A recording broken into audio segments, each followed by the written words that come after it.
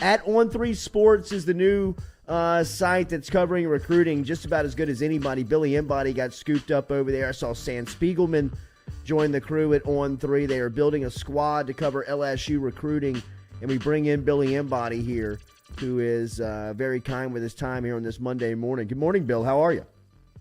Doing great, Jordy. How are you? Doing good, buddy. We've got questions coming in from our chat app. We've got questions that we're curious about. We'll jump right into them.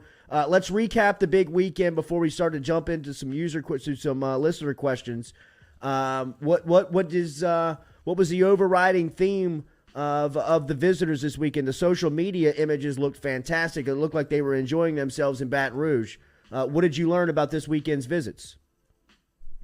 I think just how well put together it was from LSU staff's perspective. I mean, they really pulled out all the stops. I mean, from having the guy that started the Gritty in town to not only teach Brian Kelly how to do it, but hang out with the recruits and do videos with them. I mean, they did that. I heard they had a really good kickoff Friday night reception at Red Stick Social, which is a really cool spot. Which kind of, kicked off everything and set the stage for a lot of fun. I think with Brian Kelly, I mean, he did a really good job coming in Saturday and Sunday and, sharing his thoughts on the program and where he wants to go. And then they had the NIL presentation on Sunday, which also they can't talk about deals and things like that, but just, sharing all of that information about the LSU brand. Mind you, as Joe Burrow and Jamar Chase are playing, they're getting ready to play at that time. For the AFC Championship game, all of those things, it just felt like it was a weekend where you had signees coming in, you had current players helping recruit. They just really just knocked it out of the park in every single way, and you could tell the guys had a lot of fun with it. Harold Perkins is the story this weekend, and Jacoby Matthews felt like the two headliners. Where does LSU sit with them after this weekend and after bringing them on campus officially? I think with Harold Perkins, you're still cautiously optimistic if you're an LSU fan, and that's probably the way the staff is taking it too. He's somebody that has a lot of the ties with New Orleans. He's at a position of need with linebacker. He's been on campus a ton. Now he's gotten the pitch from the new staff. He's been able to hang out with Jacoby Matthews, they're tight with each other, and now it seems like everything has the chance to fall into place for LSU to land him. They got the last official visit. He decommits from Texas A&M. But will he? Will he end up at LSU? That's kind of the one thing that everybody over there is kind of holding their breath about, and I think they'll be holding their breath until he makes that final that final decision and signs with the school. I really do. It's one of those things where with where his recruitment's kind of gone in the last couple of weeks, you're not going to feel good until you have that national letter of intent. And then with Jacoby Matthews, I think LSU sits in a great spot for him. I think having the last official visit, I think there's still, Jacoby Matthews wanting to make that final decision. And I didn't hear of any silent commitment over the weekend. And I know there's some buzz on social media about somebody doing it. But right now where it sits with Jacoby Matthews, I love where LSU sits, but I think he's going to make LSU sweat, so to speak, until National Signing Day as well. But I really do think they're in a good spot. Hashtag Ask Billy Jedi517 with a super chat says, any updates on Caden Jones and Kendrick Richardson, both from De La Salle, New Orleans? The former staff offered both of them. Yeah, Caden Jones is a really intriguing prospect out of De La Salle. I mean, a big offensive tackle. Who's got some Power 5 offers already with Colorado jumping in the mix. LSU offered them. And then they've got the in-state Raging Cajuns and Green Wave offering as well. I think he's somebody you're going to want to bring in camp and see where he goes. I mean, he's just such an intriguing prospect to me. I mean, that's what really stands out. And he kind of fits that mold of offensive lineman that you want to recruit. You want to recruit those lean prospects who could put on weight, and he's certainly got the size. They'll see where he develops. And then with Kendrick Richardson, he's really a sawed-off linebacker. I mean, he's about 5'9", 225 pounds. So I've seen him in action in camp. I think LSU is going to want to see him in action in camp. But, he is in that 5'9" range, which at the SEC level makes it tough at times to kind of have the length and the size to compete too. Rico Delgado, hashtag Ask Billy. How confident are you that LSU can land Tackett Curtis, the linebacker from Manny that you put me on, Lloyd, and the film on this cat is a headhunter. Scary, bro. Unbelievable. Number 5 linebacker in the state, Bill. Where are we at? Where's LSU at on him? Yeah, this is one where LSU is going to want to, push for as hard as they can. He's a top 100 overall prospect, number 5 linebacker in the country. A lot of programs across the country are recruiting him. Ohio State offered him this month. USC, Missouri, TCU.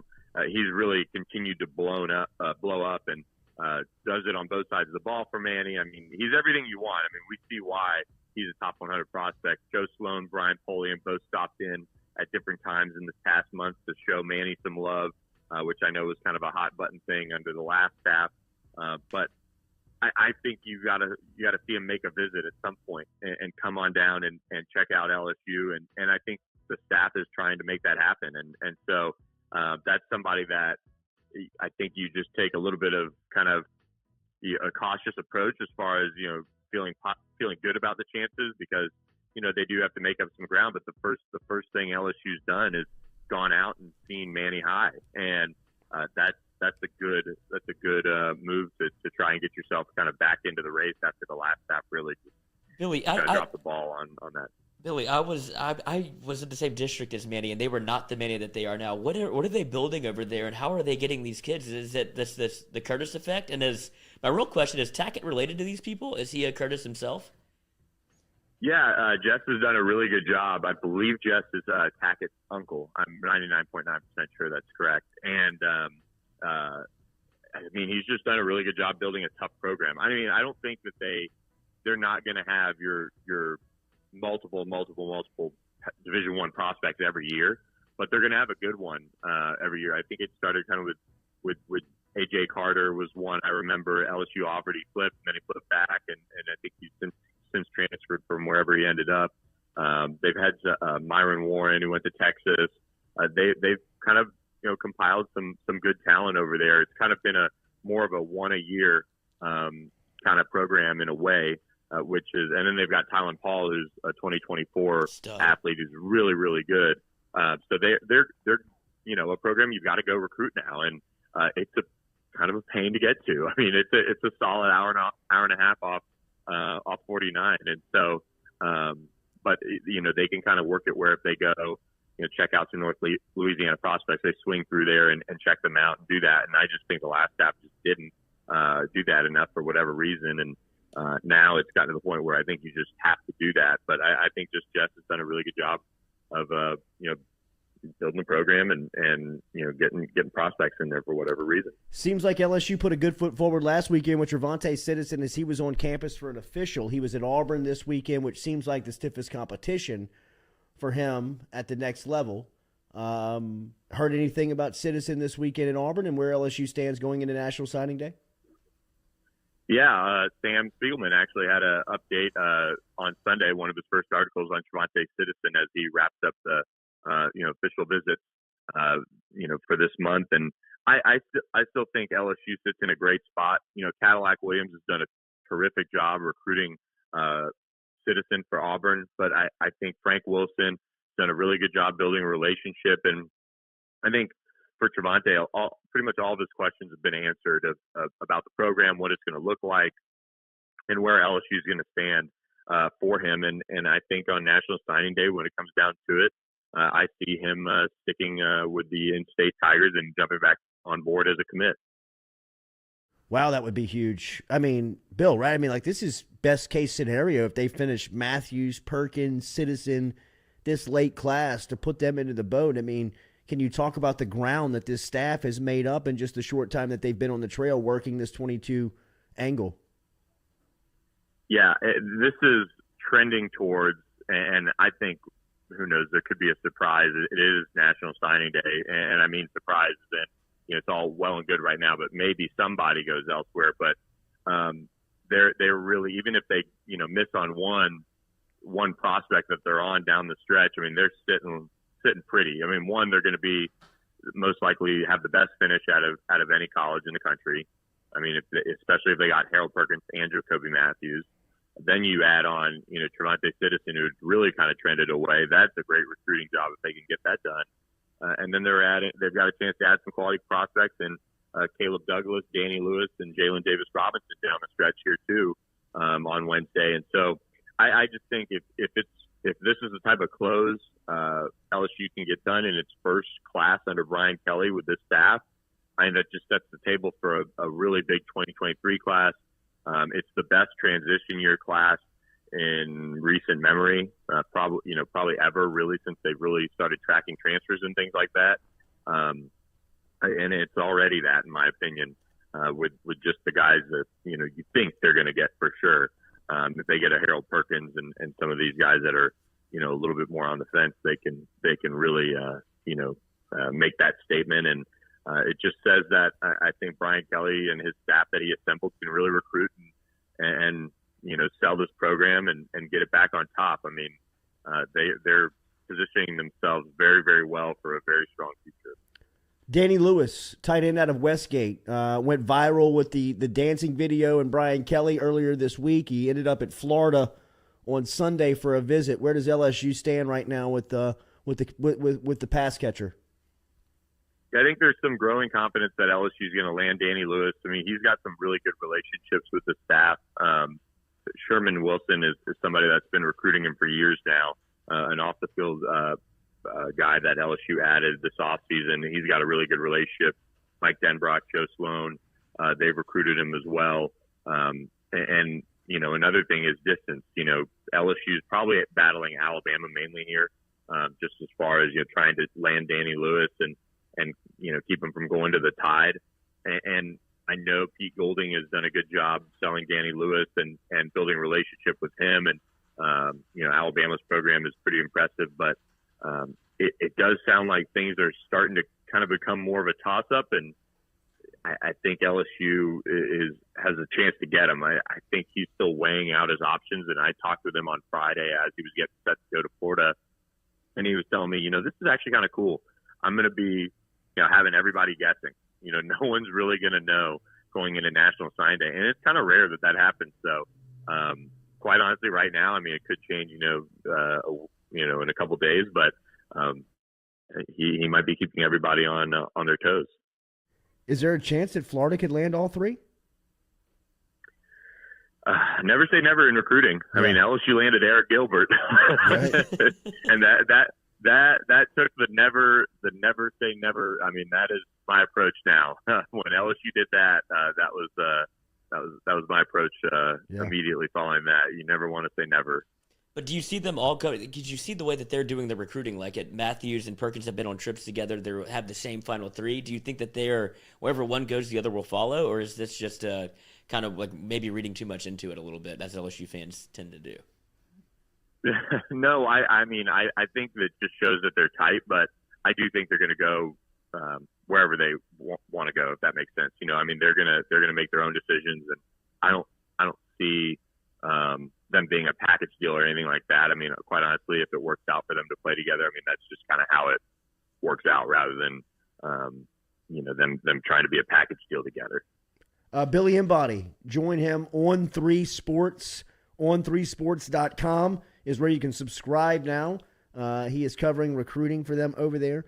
Bill, Will Wade strikes again over the weekend. A 5-star center, big man, Johann Treyor, commits to LSU. What do you know about him, and what does he mean for this class? Yeah, how about that? A 5-star big man, and LSU really kind of needed one, especially if somebody like Tari Easton goes pro. Darius Days is departing after this. So, I mean, this is he's strong, he's athletic, he moves really well. He's got some offensive game to him, and he's able to face up and dribble and get downhill. He can even shoot the three a little bit, and he really rounds out this class very, very well, especially if LSU does get Marvell Allen to reclassify. You have him and Treyor with Devin Ree and Julian Phillips. I mean, that is an elite signing class. And this is one that as soon as Marvell Allen committed to LSU, I was kind of poking around and trying to find out, all right, well, who's next? And Johann Treyor kind of popped up, and was deciding between an official visit to Auburn and LSU, and we never really heard much.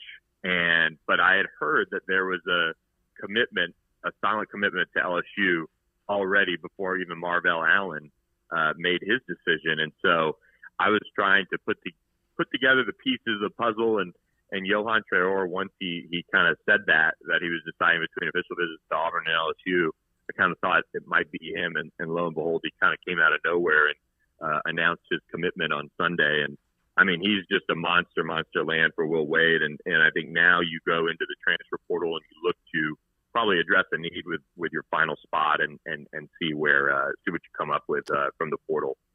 Bill, what do you expect to happen from a roster standpoint? Because I got Pinson Days and possibly Tari Eason on the way out next season. They have recruited at a high level with Julian Phillips and the prospect out of Oak Hill Academy. You got Marvell Allen, a possibility, and now you've got Treyor with guys coming back like Fudge, O'Neal, and Reed. And where do you see this roster possibly being going into the season as far as expectation and possibly even ranking is concerned? Yeah, I mean, the one thing I'll say is LSU is always, it tends to be criminally underrated going into the season. For sure. So I'm not going to, who knows, they'll probably be outside the top 25 again in the preseason and make their climb that they seem to do every year. But, I think what we've come to expect under Will is a little bit of unexpected roster turnover every year. And it's just like whether or not you think it's going to happen or not, or whether you're hearing it's going to happen or not, it just tends to happen. And so I don't know who's going to be on the move, but they've got 4 guys, if you count Marvell Allen, on board for 2022, and then they could get a 5th in a transfer. It seems to me like somebody's going to be, on the move, and Will Wade tends to find a way to make the numbers work on the roster, and however he does it, it's usually a pretty masterful job. Billy, any word on Matt House? We had him flying out of Kansas City last night into Baton Rouge last night because of the time sensitivity of this week in National Signing Day. I'd imagine that he's got to be there this morning. Boots on the ground. I mean, do you have any idea when he would be set to begin? I don't know when he's set to begin, but I would imagine he's probably en route if he's not already flight tracker at season. LSU.